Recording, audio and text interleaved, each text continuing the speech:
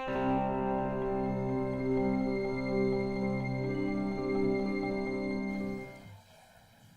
evening, everyone. My name is Dan Picard. I'm the Consumer Lending Manager for the City of Boston Credit Union. On behalf of the Credit Union, I welcome you to tonight's program. Just to give you a little layout of how we're going to conduct this evening's program. We're going to start with the speakers, approximately 10 minutes each. They're going to give you an overview of their area of specialty. We're then going to open the program up to questions and answers. Please do not leave the hall with a question that you have unanswered. Our goal tonight is to provide you as much information as we possibly can. If for any reason we don't have an answer for you tonight, my business card is on the back table. Please send me an email with your question and we will direct it to the appropriate specialist and try and get you in touch and get you an answer for that question. Okay? Just logistically, we do have food and appetizers and dessert in the back. There's drinks in the back area. Everything is available. It'll be here throughout the program. For the students that are here tonight, we do hope that you take notes. This is your process. Your parents are here tonight to help you get into college, to help you be successful. You need to be part of that process. So we do hope that all night long you're paying attention, you're taking some notes. If you hear something, doesn't make sense, write it down, get clarification.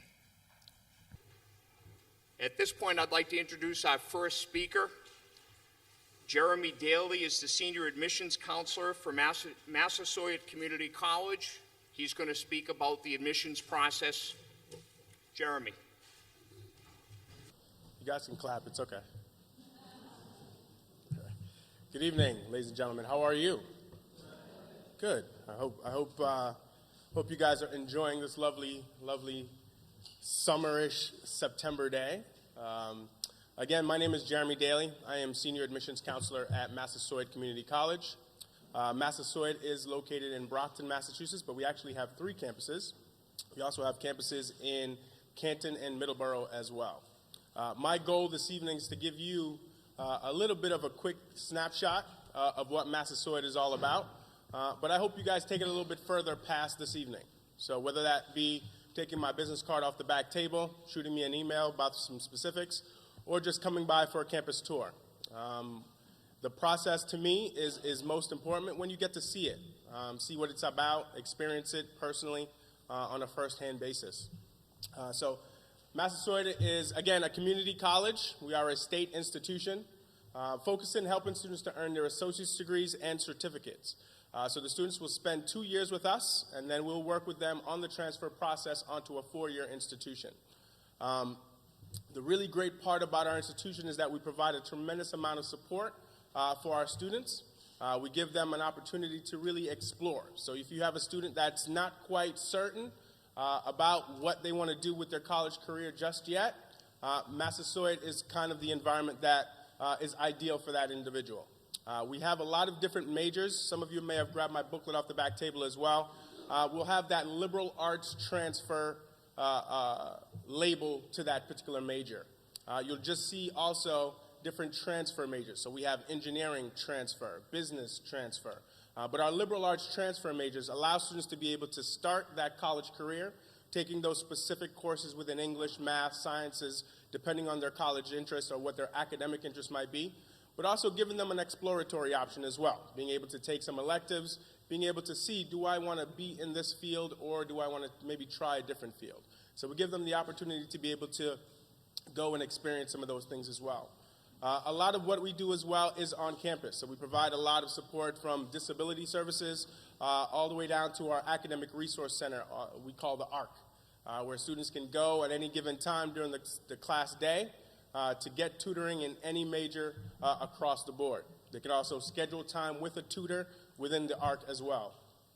They also have what's called our advancement and counseling area. These folks' responsibilities are specifically to help students in navigating in terms of selecting courses from a semester-to-semester basis, but also working with them specifically on preparing and going through the transfer process onto a 4-year institution if that's something that they're interested in doing. Obviously, that process is unique in itself compared to the freshman application process. So again, we work with the students in terms of not only working with individual schools to see what the expectation in terms of your classes to be taken at the institution you hope to transfer to, but we go as far as inviting those schools to our campuses and taking students to those respective campuses as well, so they can again begin to start to figure out where they will spend the last 2 years of their college careers. We also think it's important that we recognize the students for what they do. So we have a lot of clubs and organizations for the students to get involved in, be a part of. So if you're currently involved in your current school, we give the opportunity to continue that. If there's a club or organization that you have at your school that is not at Massasoit, we encourage you to start it. We think it's important to not only continue to grow our institution, but we want you to grow along with us as well. So we really give you that opportunity to be able to do that. Our application process is pretty straightforward. We do have a separate application, 2 pages, so it's not too crazy. Hopefully it's not too as much as the Common App. But along with that application, all we require is proof of high school completion. So your final transcript from your high school.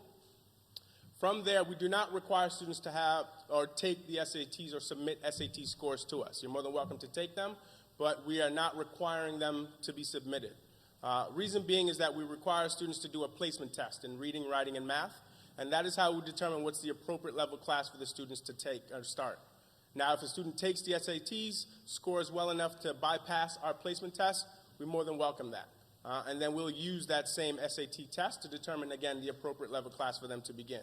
But again, we feel it's important for the students to really be targeted in each individual area at the level that they completed last at high school. And we feel that our placement test really gives us an accurate placement of where that student left off at the high school level, giving them the opportunity to continue on at the college level at that same pace. So I always get the question of why Massasoit, right? Why would students choose Massasoit? There are so many wonderful, wonderful institutions here in Massachusetts. I myself did not choose a community college. I went to Northeastern, and I wouldn't have traded that experience for anything. But I think it's also important as times change that we understand the affordability of college, right? And I think that's why we're all here tonight. And Massasoit provides the students a traditional college experience at an affordable price. A student can earn their associate's degree at Massasoit for $11,000. For some, you can't even get a semester at some colleges here in Boston for that. So again, we're giving the students an opportunity, again, to finish 2 years and then transfer on. You could still have that big, beautiful diploma on your wall that says Northeastern or BU, but you'll save quite a bit of money in the process in making Massasoit your first choice as opposed to the second. So again, keeping us in mind in that regard. Another reason is we make sure that your students are going to make it. A lot of these colleges and universities are looking at transfer students more so than ever. I cannot tell you how many families and parents I have that come to me sometime around January and say, first semester didn't go so well for my child, right? So they want to come to Massasoit now. So I see it. I see it from day to day. And I'm not one to hear and tell you that to turn you away from that four-year institution. All I want you to do is look at Massasoit as a realistic opportunity for you to not only gain that same knowledge and education, but also be able to do it in an affordable way. The great part about it as well is the state of Massachusetts is always also recognizing the fact that college isn't cheap anymore. And they're giving incentives for students to stay at home and go to the state institutions. So as being a state institution as Massasoit is, we have an opportunity to participate in what's called the Mass Transfer Program, as well as what's called Commonwealth Connection. The Mass Transfer Program says if you come to Massasoit, you do a 2.5 GPA or better, you're guaranteed transfer to any Massachusetts state institution. So if you want to go to UMass Amherst, Salem State, Framingham State, 2.5 or better, you're in. Easy enough. The state also said if you do a 3.0 or better, they'll actually pick up a portion of the tuition at the institution that you choose to attend. So again, giving you another incentive to not only come to our institution, but work hard. You do well, transfer onto that other institution, and the state will actually pick up a portion of that tab. Again, a terrific opportunity. We don't look at anything from high school, so you start fresh at the college level, and it's how you do from that point forward. Commonwealth Connection is very similar in that regard, and they are asking that you do a 3.0 or better for the entire duration of the time, and they will pay a portion of that tuition for the entire time that you're in a state institution. So again, terrific incentives for students to come, work hard, and apply themselves. As much as a lot of these students, I got one at home, my son is 17, he is looking this year, they think they know everything. So let's us as parents as well, make sure that we're educating ourselves as much as they are, okay? And looking at all our options that are available to us and doing our best to make the best selection for them and for us. I think that's all I got. How much time do I have? Right on time. Right on time. Perfect. Well, thank you again. And again, if you have any questions, feel free as time goes on. And again, I left some materials on the back. Thank you.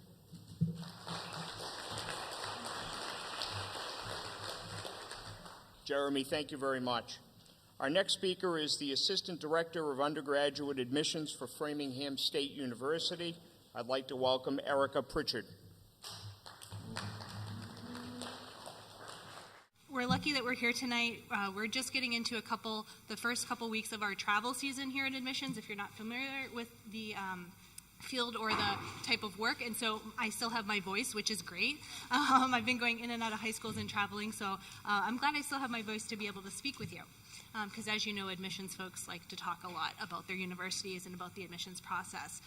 Just so that you know what I'm going to talk about today, I will explain to you really about Framingham State, how we were founded, what we have to offer for students. But I'm also going to talk about really the public higher education system in Massachusetts, and really how lucky you are to live in a state that has such a broad list of schools, all different types. I don't know if you know this, we have 29 public institutions here in Massachusetts, 29. I was just down in Rhode Island today, they have 3. So you have 29, they have 3. So you have a lot of opportunity here. You have 15 community colleges, one of which is here tonight.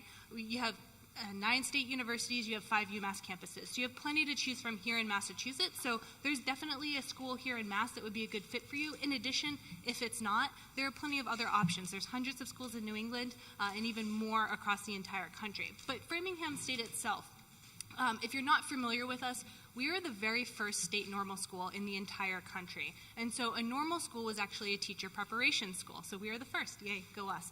That's why we're known for education. So if you're thinking about becoming a teacher, one of the best things that you can do, especially if you want to teach in Massachusetts, is to look at a university here, a public university in Massachusetts. Specifically at Framingham, our program is aligned to get you licensed to teach in Massachusetts. You step out of Framingham with a bachelor's degree ready to go right into the classroom. We were founded in 1839. We've been around for almost 200 years now, so we still exist. I think we know what we're doing, 200 years that we've existed. And we are in the heart of the Metro West. So if you're not familiar with where that is, just to give you an idea, if you know where Boston is and you know where Worcester is, we're right in the middle. That's where Framingham is. And if you still don't know where it is, does everyone here, raise of hands, do you know where the Natick Mall or Natick Collection is? Yeah, we're just a couple miles down the road.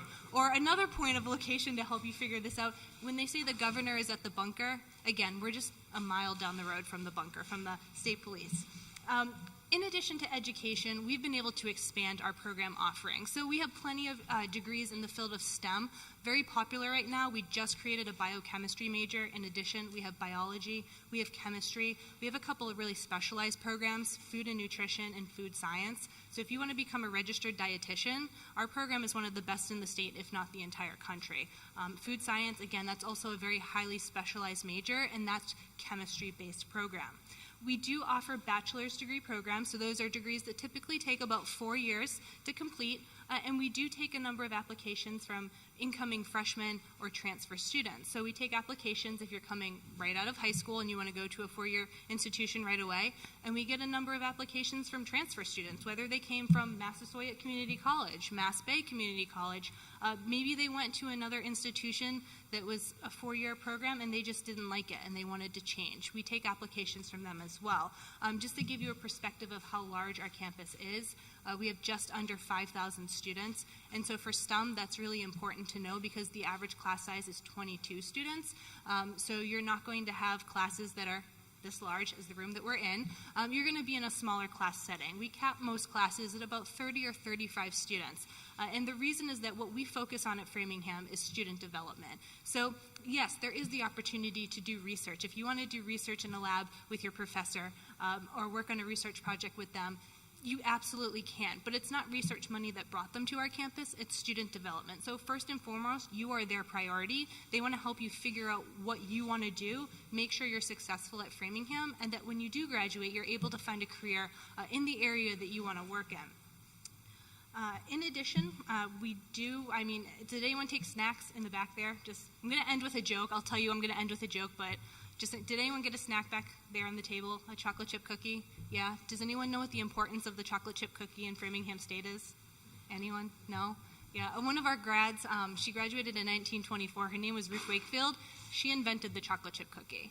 So in addition to getting a chocolate chip cookie here, if you do come tour our campus, you'll get a real chocolate chip cookie on the day that you come to our campus. We bake them every single morning.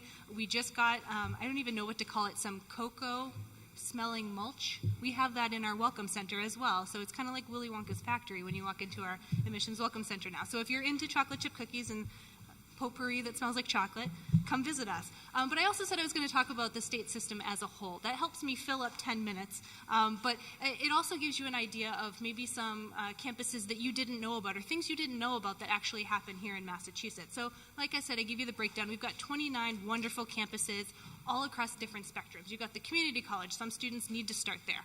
Or some degrees, they are associate degrees, and you don't necessarily need a four-year degree. We've got the state universities, and we have the UMass campuses. So the difference between a state university, which has four-year degrees, and UMass campuses, which have four-year degrees, is really that the state universities can offer up to a master's program. The UMass campuses can offer associates, bachelor's, master's, and PhDs. So unfortunately, we don't have doctoral programs at Framingham, but we do have master's programs. So you can either continue on, or if an older sibling or parent is looking for a graduate degree, we definitely have them. So some of the top programs that we'll talk about, Mass Bay Community College, it's not far from here. They have a biotechnology and forensic DNA program.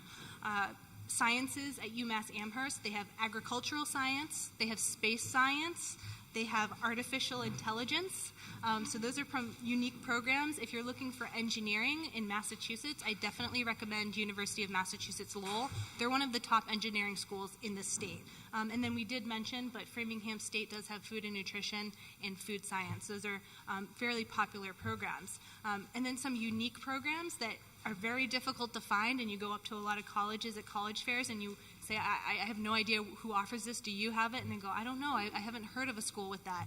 Well, Fitchburg State, they're our sister FSU, or the other FSU. They have game design. That's a fairly new program. So if you're looking into game design, we have that in the state system. Sound recording technology at UMass Lowell. We've had some students who have graduated from that program that went on to win Grammys, which is pretty awesome. Aviation science. You can become a pilot at Bridgewater State. So aviation science, aviation management, and then North Shore Community College also has a program as well. In addition, we have 3 specialty colleges in Massachusetts. So Massachusetts College of Art and Design, if you want to go to art school, they're the only public college with art and design in the entire country. The only one. Every other one is private. So you can study fine arts, you can study design, you can study art education or art history. MCLA, that stands for Massachusetts College of Liberal Arts. They are one of the nation's, or they're in the top 10 of liberal arts colleges in the country. You can study critical thinking, analysis, and you would do that in a small group setting. That's out in Western Mass. Mass Maritime Academy, that's another specialty school. So if you're interested in the maritime-related fields, you want to go into a cadet program, you can study marine transportation operations, facilities engineering, emergency management. So if those are areas that you'd like to go in, they're down the Cape. In addition to that, just all the awesome things we have in the state that you're learning about right now, we do have internship programs at some of our universities as well. So at Framingham, we have an Entrepreneurial Innovation Center. It's right across the street from our campus, and students work with local business owners to try to start up companies. They can have paid or unpaid internships, and it's only Framingham State students that have the opportunity to work there. So they're not competing with students from other colleges. At UMass Boston, they have an internship program with the National Park Service, so you could intern at the Cape Cod National Seashore or in the Boston Harbor Islands. And a number of different universities all have programs. I'm just highlighting a few of the different ones that are fairly unique.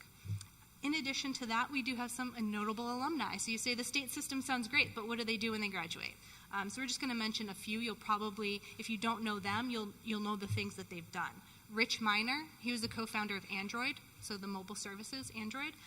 He is a triple alum of UMass Lowell. So he got his bachelor's, master's, and his PhD there. Tracy Chimo, anyone watch Orange is the New Black? She was on there. She's an actress, and she's still going strong. I don't think she's on the show anymore, but she has some other roles that she's been in. She got her BFA from Salem State University back in 2001. Jean Bolger, she's the Director of Research and Development at the Dunkin' Brands. I believe she works for the Baskin-Robbins branch right now. She graduated from Framingham State. We talked about Ruth Wakefield, another Framingham State alum. Does anyone watch Project Runway? Are you watching the current season? No? Yes? No? Okay, well, if you're interested in fashion design, we actually have 2 Framingham State alum that are on this season. I have to catch up because I've been on the road and I'm really excited. But Natalia and Corey, they graduated in 2016 and 2015 respectively. They are on season 15 of Project Runway, and they are Framingham State alum. So those are pretty interesting facts that you just got to learn about the state system. In addition, we are the only state in the entire country that has an integrated network of honors programs. So we have something called the Commonwealth Honors Programs. That's at the community colleges, the state universities, and the UMass campuses. So if you're in the honors program at a community college and you transfer to a 4-year institution, whether it's Framingham State, Fitchburg State, Bridgewater, UMass Boston, UMass Lowell, you can retain your membership in that program because it's good as long as it's a current membership that you have. You can transfer it with you and be in the honors program at that receiving institution. You also have the opportunity for dual enrollment. So has anyone here taken advantage of that? Dual enrollment is when you take a college course at the same time that you're in high school. And so you can take those courses at some of the local either community colleges, state universities, or UMass campuses. Sometimes you can take a course completely for free depending on what community you're from. And if you wanted to take additional courses, you can get them at a discounted tuition rate. Those courses can go with you to college, and that can actually be credit towards your bachelor's degree that you get. We've even had students who have completed an associate degree while still in high school, so they get their high school diploma and their associate degree at the same time that they graduate simply because they took dual enrollment courses. So you absolutely have those opportunities to you. As far as admission standards are concerned, if you want to look on our website or any of the other colleges' websites, as far as the public system is concerned, we go by fairly similar standards. We're looking at your academic courses. We want to see that you have 17 units. We want to see that they're split up into different subject areas. If you're not sure, definitely check with your guidance office. You probably have the courses available. I'll go over it quickly, but again, you can see it on our website. We just want to see 4 English courses. We want to see 4 math courses, at least 1 during your senior year, 3 laboratory science courses, 2 social science courses, at least 1 has to be a U.S. history, 2 years in a single foreign language, and then 2 additional college prep electives. That can be if you took 4 years of history, your remaining 2 courses could go towards your electives, the arts, humanities, or computer sciences. We do recalculate your GPA at the state universities and UMass campuses. Ideally, we'd like to see a 3.0. Not everyone has it. That's fine. We use a sliding scale. So we at Framingham are not test optional. Most state universities are not test optional. Some are. They're kind of testing it out to be test optional, so you'll have to check with them. And they have certain requirements. You might have to have a certain GPA to not send your SAT or ACT scores in, but otherwise we do need them. And so essentially we use a sliding scale. The lower the GPA, if it's under a 3.0, the higher the test scores need to be to accommodate for it. So that's really what we're looking for as far as admission standards are concerned. We make that clear on our website. There's no secret about it, and if you ever had questions, contact the university that you're interested in. Speak with the rep that covers your high school. For anyone who's local here, I pretty much cover all of Norfolk County and Middlesex County, so I most likely am your rep. If you go to Milton High School, I'll see you in October, and then I'll answer any questions that you have after everyone's done. So thank you.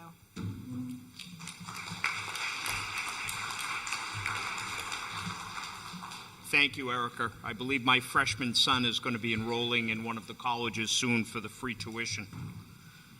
Our next speaker is Kerry Vieira. Kerry is from the College Planning Group. Her emphasis tonight is going to be focusing on the college essays. So for those of you that are preparing to write your essays, please take good notes. Good evening, everyone. It's so great to be here.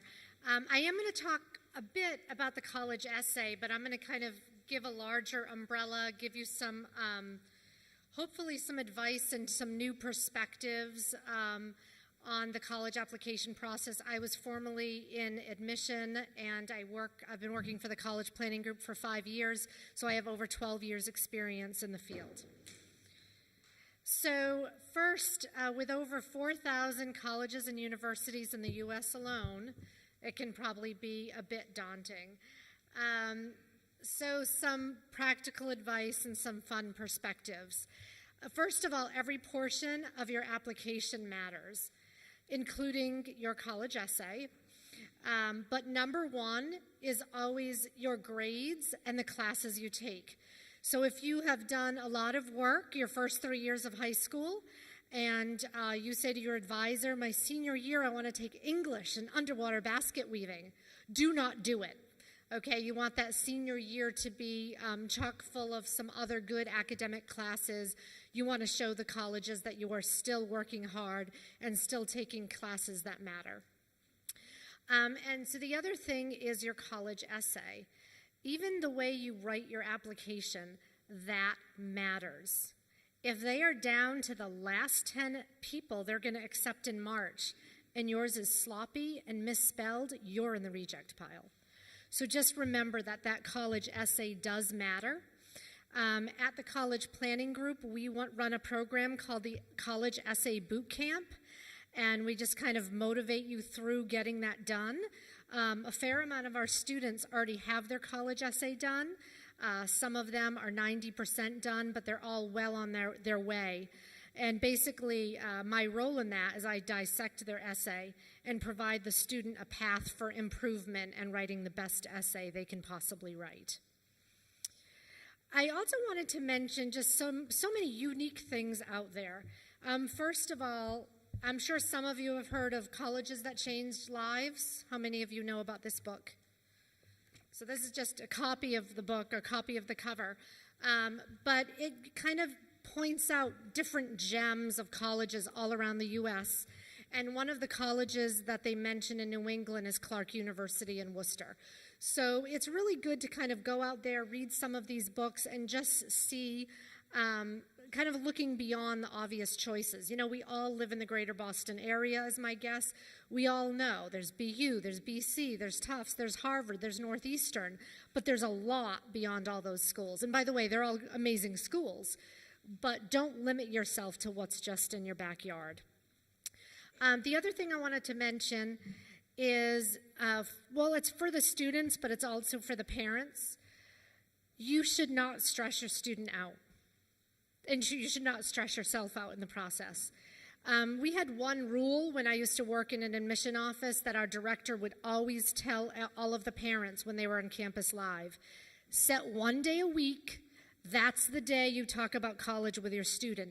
The rest of the week, leave them alone. They will do what they need to do, but if you're pushing them too much, they're just not going to respond. So definitely it's a good idea. Okay, so another thing a lot of you might know about is there are a batch of schools that don't require SATs. So the website is fairtest, I think it's .org. I'm sorry, I'm having a hard time because this mood lighting is beautiful, but my eyes are having a hard time with it. So fairtest.org. And just as an example, one of the schools that does not require SATs or ACTs anymore is Mount Holyoke. As most of you probably know, that's a selective all-women's college, and it's part of the 5-college consortium that includes UMass Amherst, Hampshire College, Amherst College, and Smith. So for the young women out there, there are a lot of amazing women's colleges out there, something to think about. You also have Simmons College in Boston, and they are part of the Colleges of Fenway Consortium. So some other unique offerings. As we all know, Northeastern University offers internships, and they are pretty much the king of, co-op. But did you know that they offer internships in over 100 countries, which I think is very interesting. But they, like I said, they are not the only school that has mandatory experiential learning. So many campuses these days have it, but it does sometimes depend upon your major. If you're looking at business, there's Bentley. They have an on-campus trading room at Bentley, and they're ranked number 3 best value schools in U.S. News and World Report. You have Suffolk University in Boston.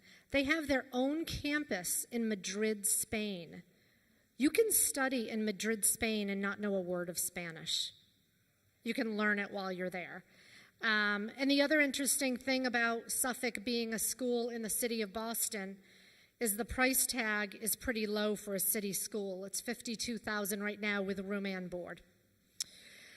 There are some schools that attempt to give students debtless degrees. Now, I don't know how well they do that, so you'll have to do a little more of the research on your own, but their financial aid offices do not focus on loans. They focus on things like work study. One of those schools is Davidson College, a selective liberal arts school in North Carolina. Another is Claremont McKenna in California. More debtless ideas for all of you. I think that you should look carefully at the state colleges or universities that fit you as a student. For example, I know someone who went to UMaine Orono, which is near Bangor in Bar Harbor, Maine, and it was a perfect setting for this student. It was rural. He was an outdoors kind of guy, loved, skiing and mountain biking and those outdoor sports. He also wanted to major in something a little bit different, construction management technology, and they had it on their campus. And it is not offered in the state of Mass, so he got a tuition break. So he has now graduated, and he has a great degree, and he has a job in his field. And while he does have a loan, it's significantly lower because he went to a state school at a really good rate. So it is something to think about. The other thing I wanted to mention is if your student is really married to the idea of going to school locally, another idea is you might have them, or they might decide to be financially smart, to maybe live at home the last few years. So, live on campus, enjoy that life for the first few years, get to know people, and then save yourself $20,000 or more by commuting the last few years into the city or a school that's near you.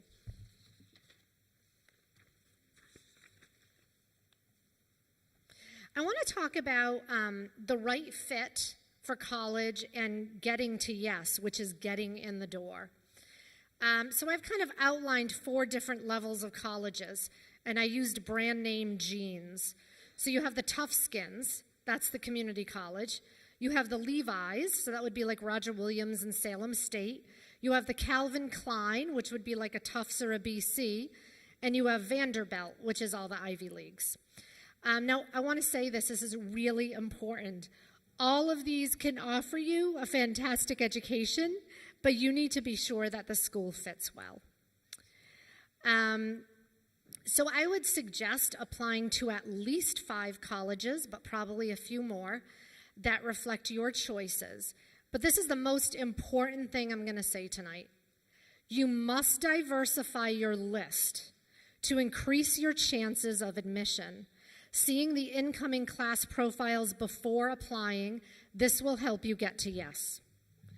So you grab a guidebook or a view book from the college, or you go to the college website, and you look for the admitted student profile. That is going to give you the mathematical formula of the students who have just gotten in. So hold on. This happens to be the guidebook for Northeastern because during the day, that's where I am. I'm not in the admission office though. But so down here in little lettering, you have the admitted student profile. That is what you want. So this will tell you, is this a reach school for me? Or is this a school mathematically where I'd probably get in? You need to have safety schools on your list. You don't want to apply to all reach schools and find out you got rejected from your 7 favorite places. You need to diversify your list. That's, I would say, the number one thing that I'm saying tonight. Right now, it's competitive. And the reason is there's a lot of students, and the economy is not super bad, which means there's more competition. It's mathematical. It's all numbers. So make sure that you're doing yourself a favor and you know the admitted student profiles of the schools you're going to. If you cannot find it on their website, because sometimes they hide it, call. You need to know that information, okay? By the way, last year, Northeastern University had a 28% admit rate. Back in the 90s, their admit rate was about 70%. So if any of the parents here went to Northeastern, it's a completely different place than it had been. Okay, I already said that. Okay, I did want to say one other thing about a client we had at the college planning group, and she is currently, I believe she's a sophomore in college, and I told her I was coming here tonight, and she sent me 2 pages. She was so excited. I'm just going to read you some select things that she said. She said that is from Massachusetts. She only applied to 2 schools outside of the New England area out of 8 schools. She spent a lot of time thinking about her dream school and using the filters on the college matching software. And Butler, she took off the geographic filters, and Butler University in Indianapolis, where she goes, came up as a 100% match. She said the 3 things she was looking for in an institution was experience before she graduated, feeling safe and supported, and having a great community. And she said she felt supported on the campus, even when she went as a prospective student or as an admitted student. Her advice for prospective freshmen is to look outside of the box. Think about where you want to see yourself. Is it volunteering, making a name for yourself, gaining experience? And what do you need as an individual? She said, find a school that helps you realize your potential, a school that will push you to be the best you can be while you also feel challenged and safe. The last thing I want to talk about is the size of the school, big versus medium or small. When I worked in admission full-time, I had a representative come up to me who worked at a large school, and I'm not going to mention what school it is, but this was her exact quote, and I have never forgotten this. She said, "I feel sorry for our students." I was kind of taken aback that an admission rep would say that. And I said, well, why? And she said, they have to fight for all of their resources, and they have to find their way independently. So why don't we talk about the pros and cons of a big school? Big schools specialize in research, and the faculty's primary mission is research-driven. But at medium-sized schools, the faculty are generally more student-driven. I would say, personally, my perspective, rather, is for independent students and students who can stand on their own 2 feet, a big school can work very, very well, and it can be a huge positive. Big schools have glitter and glitz. They have big libraries, they have more Starbucks, they have more famous names visiting campus, and they have more departments, and they have more services.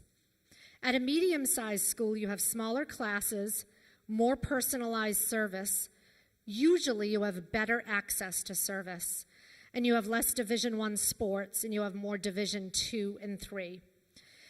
At medium-sized to small schools, you generally have more opportunity to work directly with the faculty, and that's simply because you have less students, which equals less competition.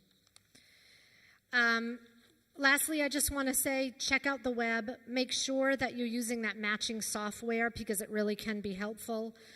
Colleges That Change Lives is at ctclo.org. Fair Test, which lists all the schools that do not require SATs, is fairtest.org. Utilize your guidance office, and thank you so much for your time. Good evening, everybody. Thanks for having me here tonight. I'm Deb Shostak. I'm a private tutor. I've been tutoring for 18 years. Part of what I do is I get students ready to take the SAT and the ACT.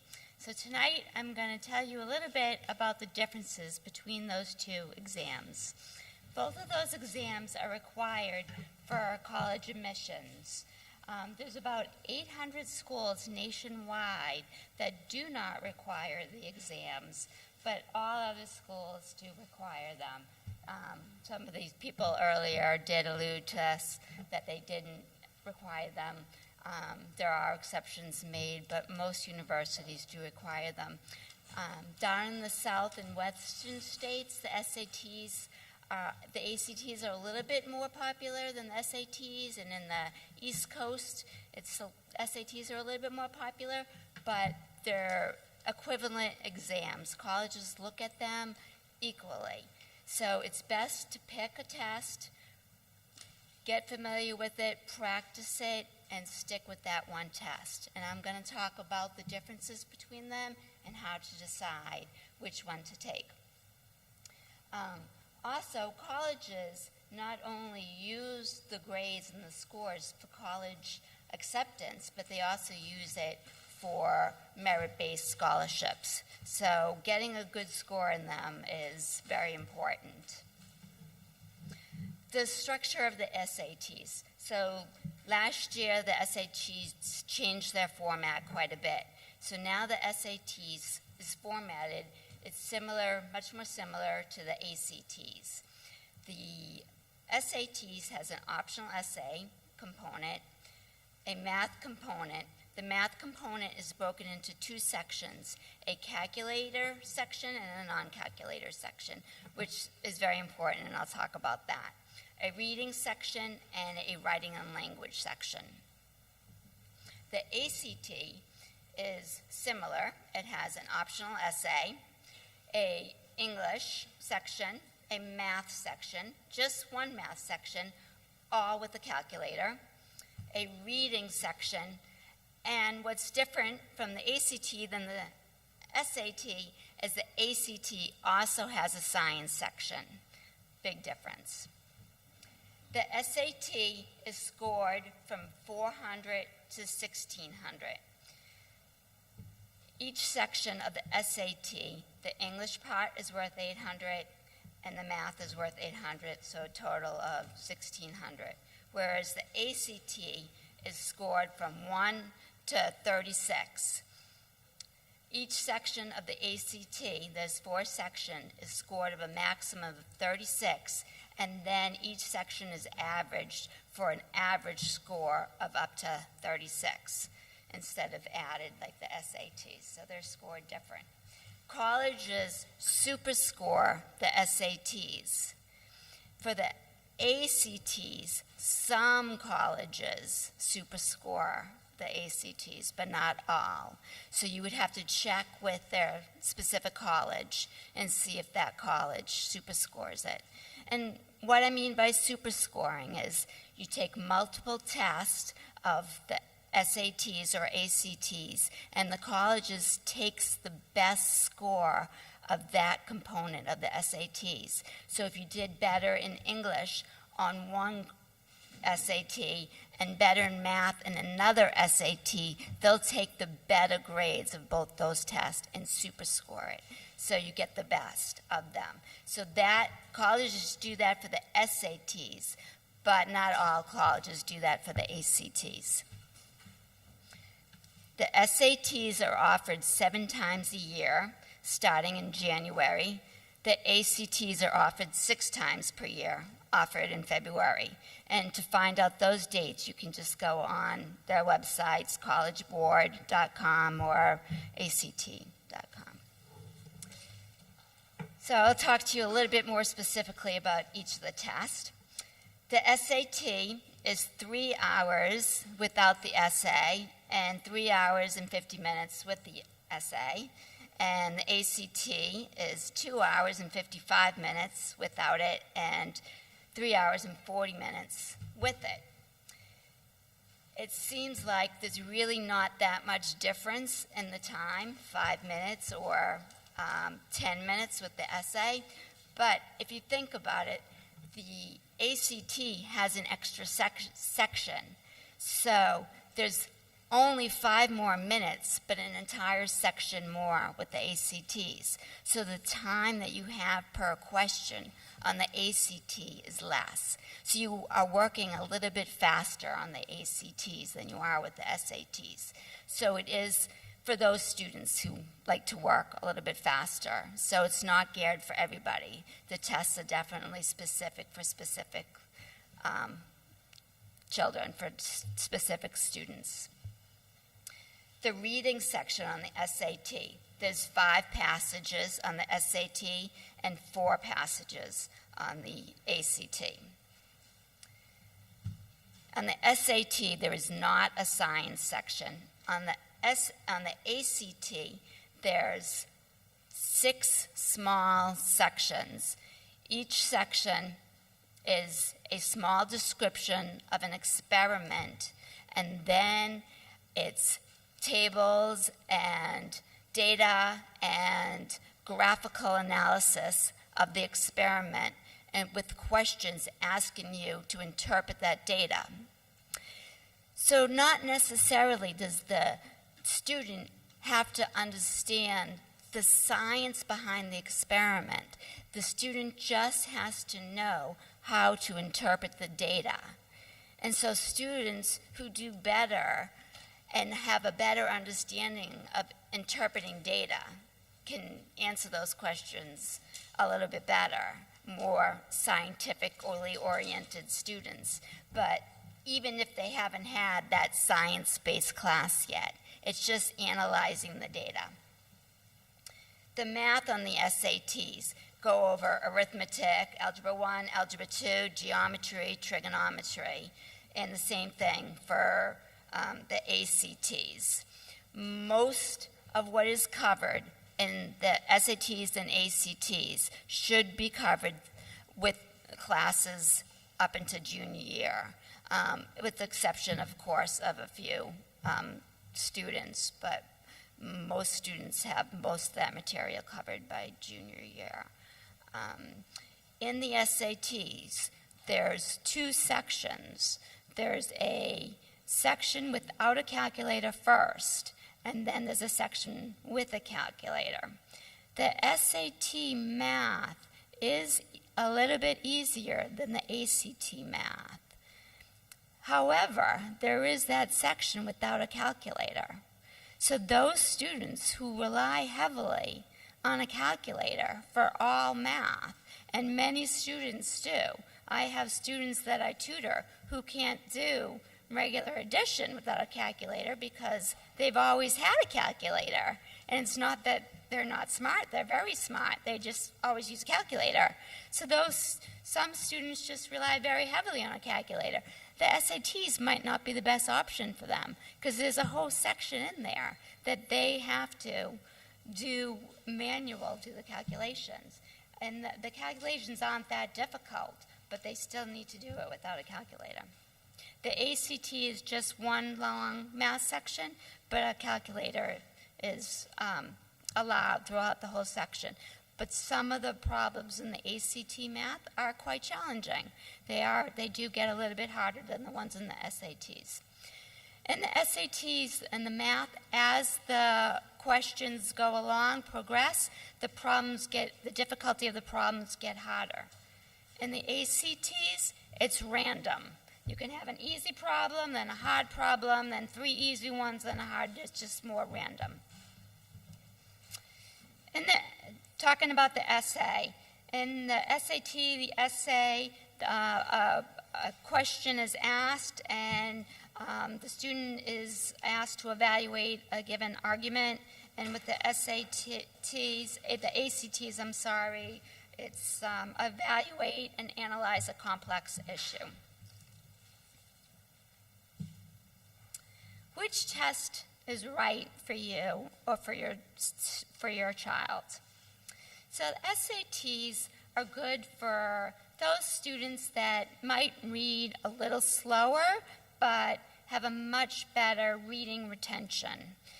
The SATs offer a little bit more time. It's only 5 minutes longer, but because they don't have that extra section, it's really they have longer time per question. So students that need that extra time and are given it in the SATs.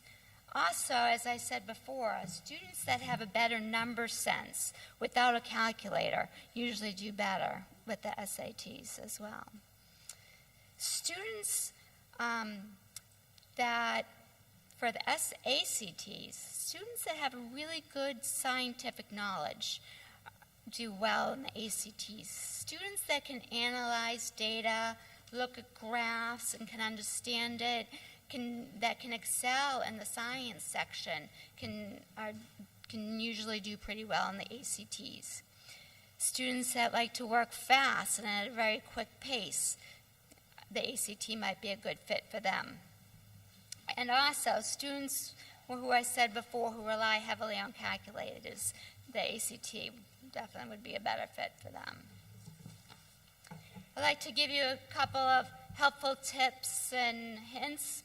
So before you make a decision on what test to take, the student should get a copy of a SAT and an SAT and do both of them and see how they score.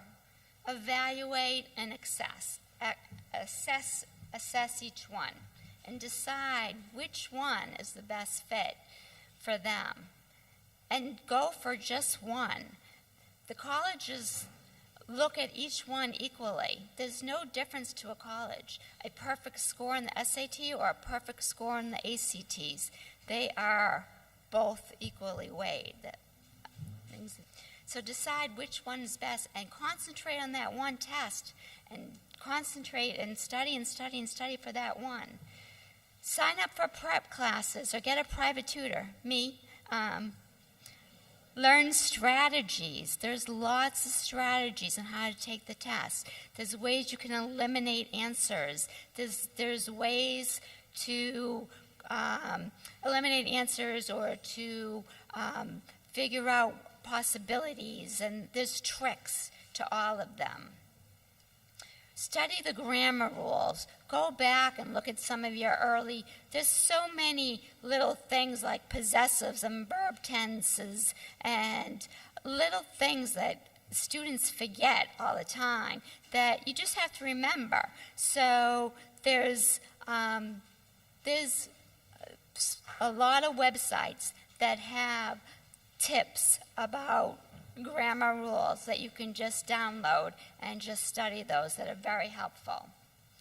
Review your earlier math. Go over basic arithmetic. Learn how to add fractions. Go over geometry. Remember some of those early equations learn Pythagorean theorem, and remember some of those equations that you had to memorize from 9th grade, 8th grade, 10th grade. Practice those tests and learn your time management. You only have so much time for each of those questions. Get that down pat. You need that. You only have a given amount of time to take the tests. It's very important that, time management is key. And the biggest advice at all is to practice. And these tests are hard, and they're very, very important. The students have to practice. It should be a priority. I'm not saying practice every day, but make it a priority and, practice. Make it count. Thank you. One of the things that's important about the financial aid process and the college financial aid process is that it's there, okay? It doesn't come to you. You have to go to the financial aid, okay? Who is eligible for financial aid? Well, virtually everybody is eligible for financial aid, okay? But you have to go get it. Where does that financial aid come from? First off, it comes from the college. It's going to be some of the college endowments is going to go to the families. And some of it comes from the government, okay? So there's a couple of pools that you're going to be able to draw from. Okay? But keep in mind, it doesn't come to you. You have to get to it. Okay? There are two types of financial aid, merit-based and need-based. And Deb mentioned that a lot of the merit-based aid is based on SAT and ACT scores. And if you do well in the SATs and the ACTs, you could put yourself in a great position to get merit money. That's a very good piece of the tuition puzzle. It's something you can get. It's the way a student can get paid back for all that hard work they've done to get to the level they are today. So it's something to keep in mind. It's also good to keep in mind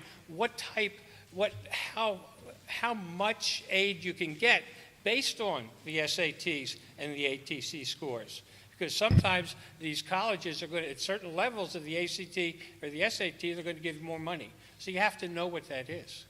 And then the other piece is the need-based aid.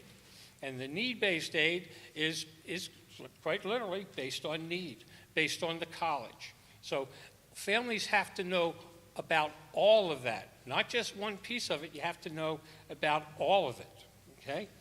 So I guess the big question is, how do you get that money, right?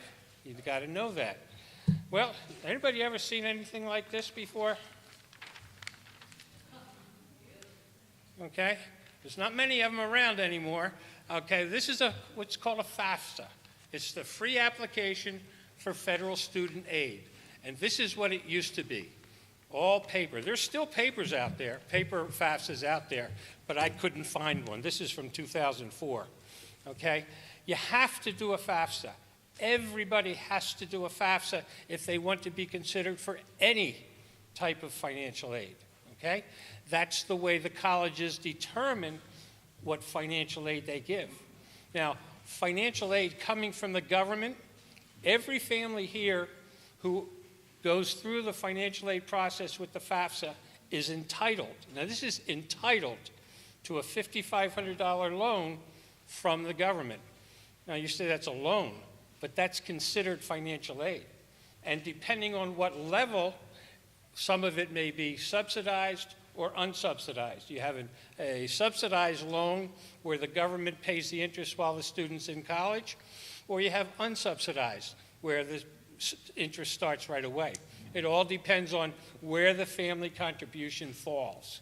Now, when you fill out the FAFSA, and again, it's not as easy as people might think. You have to understand it. You have to understand that when filling this out, you're on your own. No college is going to tell you, oh, you made a mistake. You have to make sure it's right, because it's not the college's responsibility to tell you you made a mistake and you need to go back and change this so you can get more money. They don't do that. And I've been doing this for a long time, as Dan said, 22 years. And I've seen colleges tell families they've made a mistake and not tell them what the mistake was. And I've found mistakes, and it's actually turned it around where the families end up getting need-based money from the college. But the college wasn't going to tell them that. College is a business, and you have to be prepared to act like this is a business. I know it's a very emotional time. I've been through it. I have two kids that went to college, okay? It wasn't fun getting through this process. But you have to understand the colleges treat it like a business, and you have to too. You have to go after it and make sure you get what you're entitled to. Now, as I said, every college requires the FAFSA, but there's about 288 colleges and institutions that also require something called a CSS profile. The CSS profile is found on the college website, and this is mostly private colleges in the area, and mostly in New England, figures, right? So you have to make sure of the colleges your kids are applying to, does that college require the CSS profile? If so, you have to fill that out too, okay? And this is not a fun thing. It goes a little bit deeper than the FAFSA. So you have to make sure you're, again, doing it right. And the big thing is understanding the questions, okay? Remember, the questions aren't set up so that you can readily understand them. You have to make sure you're doing it right. Don't make mistakes because nobody's going to help you. You have to do it and make sure you do it yourself right, okay? Does anybody know when you can do a FAFSA? Who said what? October 1st. That's right. This is the first year that's happened, okay? It's sort of weird, but yep, October 1st is when you can start completing the FAFSA. And in a lot of cases, it always has been that it's first come, first serve. So you get your FAFSA in, that's fine. Get it in as soon as you can. You're probably not going to hear from the college until March, okay? But you still got the time date on your FAFSA. That's a very important part of this, is making sure the FAFSA is done on time. And now, do you know when you can do the CSS profile if that's required? Not till November 1st. Okay, now here's the rub.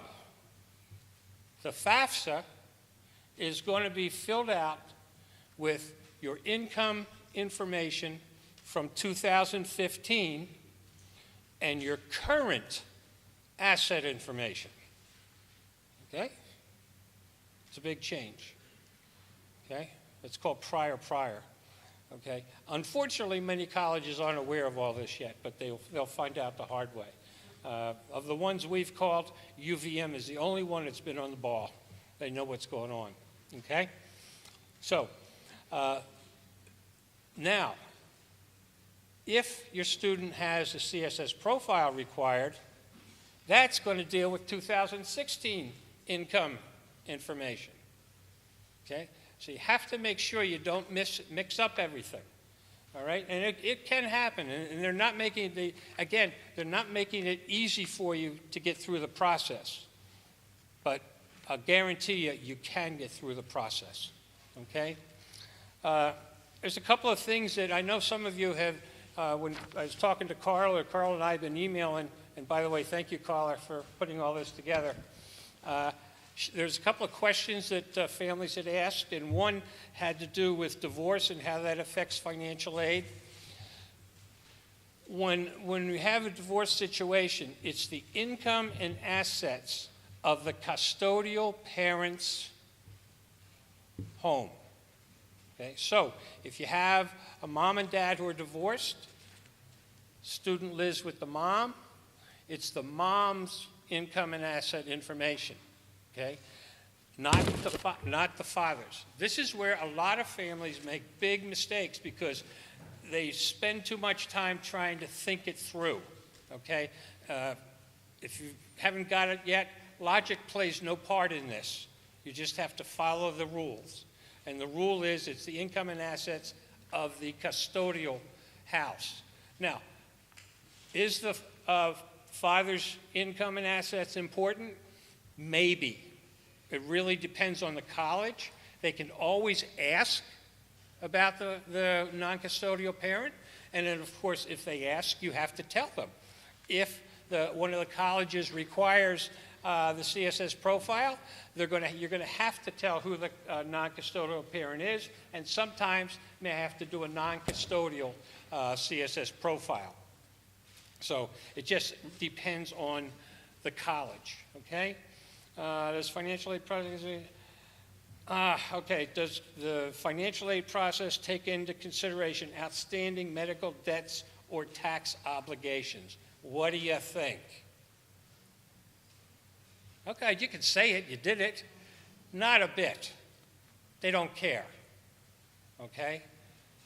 And I know you can get a great education in a lot of schools, but they really want the money, okay? What you owe, the money you owe, does not enter into this, at least on the FAFSA. Sometimes, on the CSS profile, you would be able to put down your medical debit, what you owe in medical, but for the most case, they don't.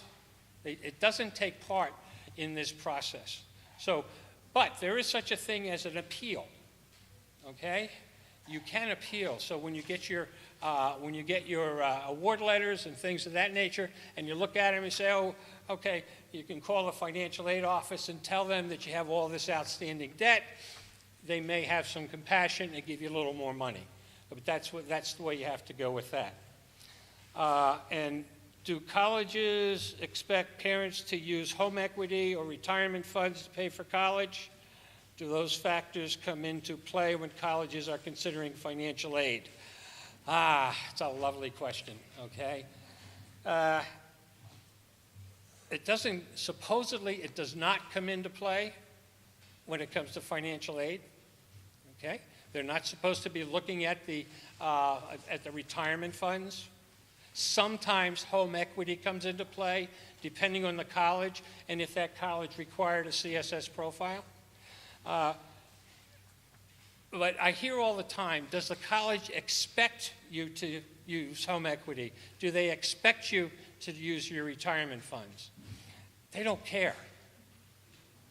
I will never, ever, and I've never done it and never will, tell a family to use their home equity or to use their retirement funds, okay? I don't think it's good practice. If you have to go another way, that's fine. That's just my opinion, okay? Because if you put it all in perspective, if you use home equity and everything's great today and something goes sour tomorrow, you got that wrapped up in your home. And my experience has been the banks don't care. They want to get paid, okay?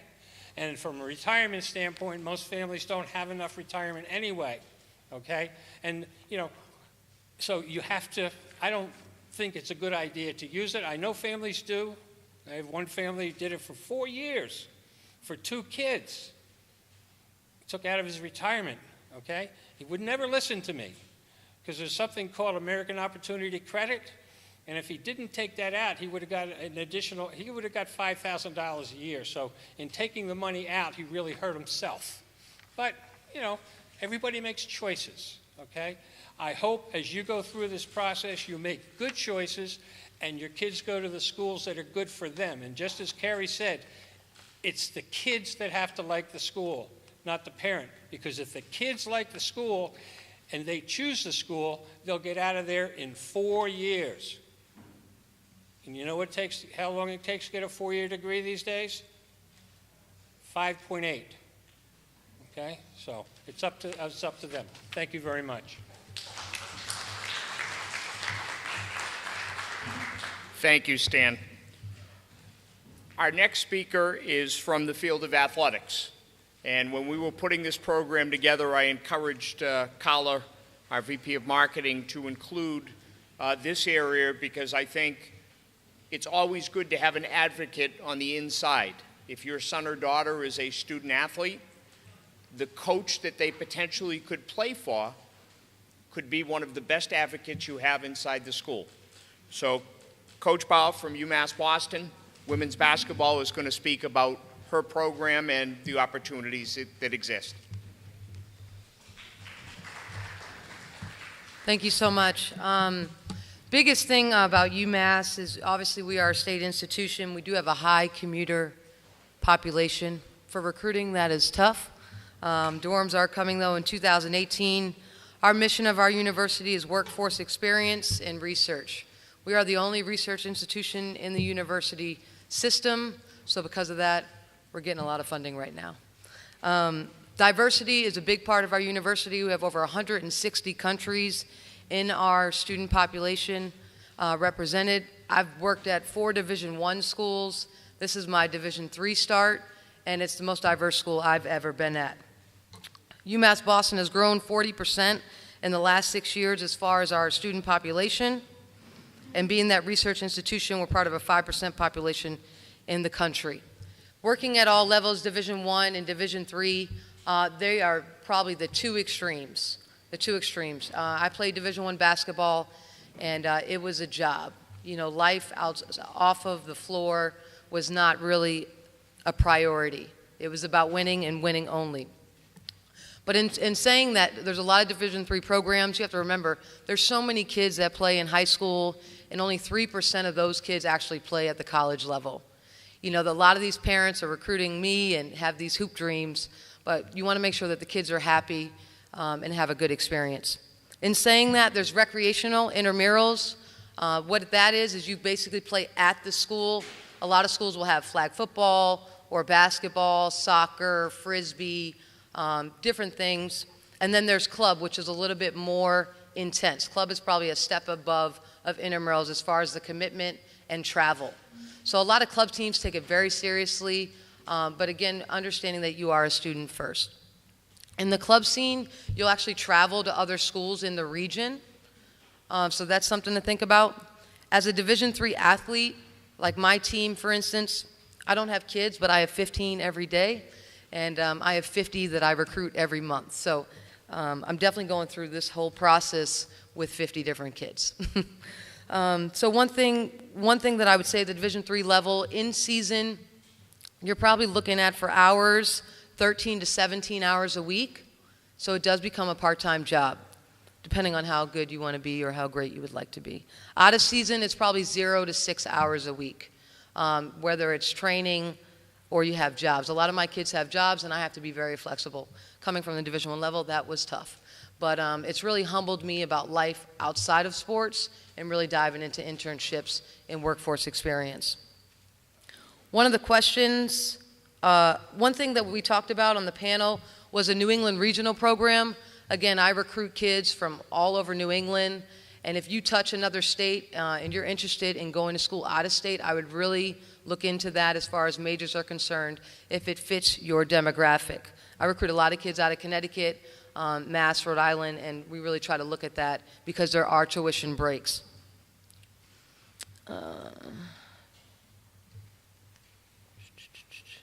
One thing, if you do have the Division I aspiration, and this is the student athlete, one thing you'll need to start talking about is the NCAA clearinghouse. Things have changed. It's getting a lot harder. A lot of kids are being pushed to community college because your first 10 core courses are locked in as far as your academics. It used to be in my day that you could retake classes and it would replace the grade. But now as a student, if you really struggle freshman and sophomore year, those first 10 classes are locked in as far as GPA. And the NCAA clearinghouse takes 16 units, and most of the units that were talked about by my fellow panelists. Division III level, there are no scholarships.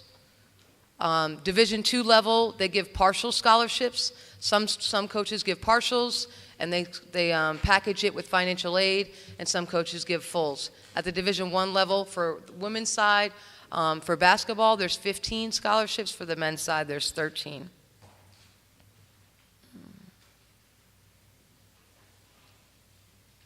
One of the questions was, is a student commits, is it binding? For the Division I and II level, they have what they call an NLI, which is a national letter of intent, where you have a signing period that you do sign that. Say you did that early they called it the early signing period versus the late signing period. So if you did it early and you committed to a school and you got injured, it would be binding for that school to take care of you financially. That is followed by a financial aid agreement, which is also a binding contract to that school. One really important thing when I talk about recruiting with different student athletes is getting started early. You know, I'm a big believer when I recruit a kid that to take as many visits as possible to different types of campuses, whether it's a college town or a city urban campus. It's really important to get a feel for what you are looking for, whether it's size of school, location of school as well. And that's it. Stay fit.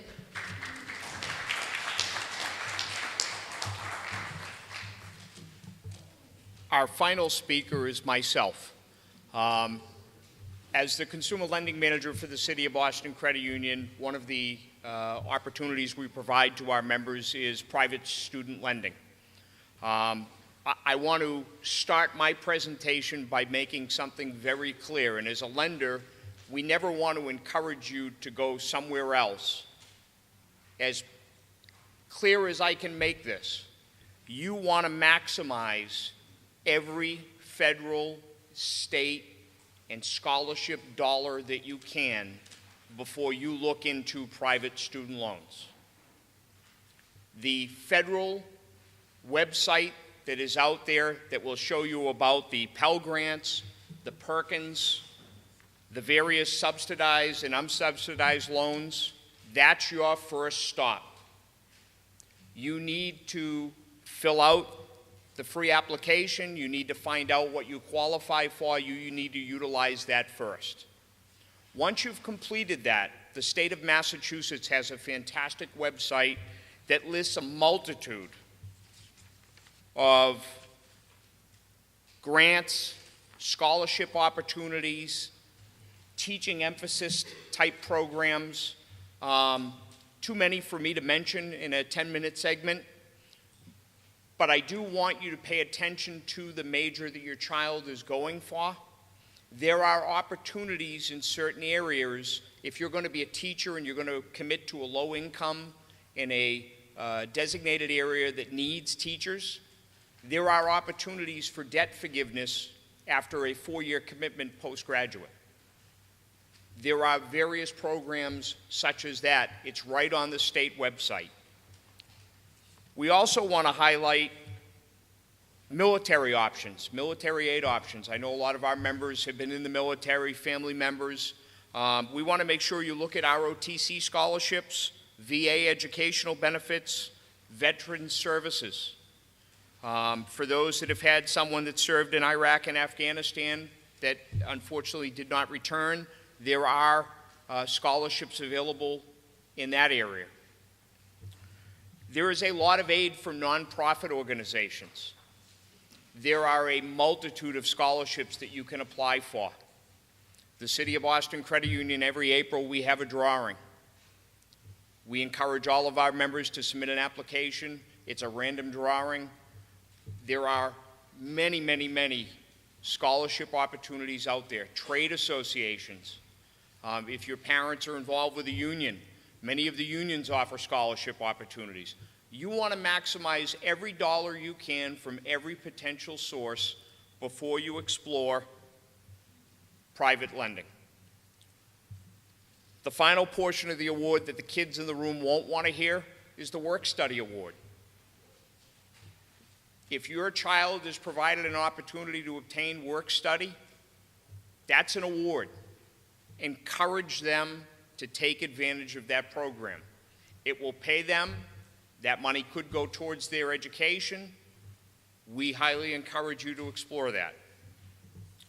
Now, for private student lending, there are hundreds of lenders that will offer you a multitude of opportunities.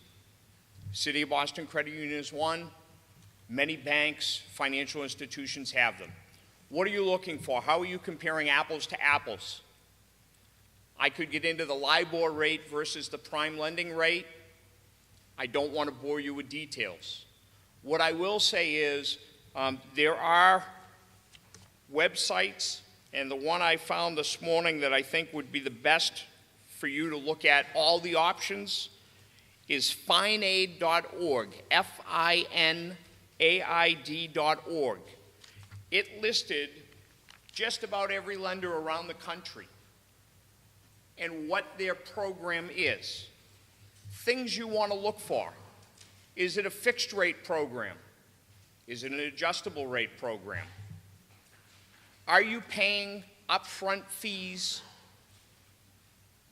to close the loan? Are you paying a point, much like when you take a mortgage and you're paying a fee? Half the lenders have no fees, half the lenders have fees. Okay? You want to look at the adjustable rate caps. Right now, we're in the lowest interest rate I've ever seen. What happens 10 years from now when you're in a 20-year student loan and the interest rate rises to 15%? You want to be aware that that's a possibility if you select the adjustable rate options that are out there. Consolidation. Once your student graduates, what are the options? Do they have a program in place with that lender that they'll take the 4 loans you've taken for the student's 4-year period and allow you to merge them? or do you have to go elsewhere? Okay? We certainly are an option. We have some pamphlets in the back that will outline our program. My business card is back there. I can answer any specifics at a later time. We'd like to thank everyone for attending tonight. On your way out, I know the credit union has a few more gifts for you on the way. And thank you and drive safe.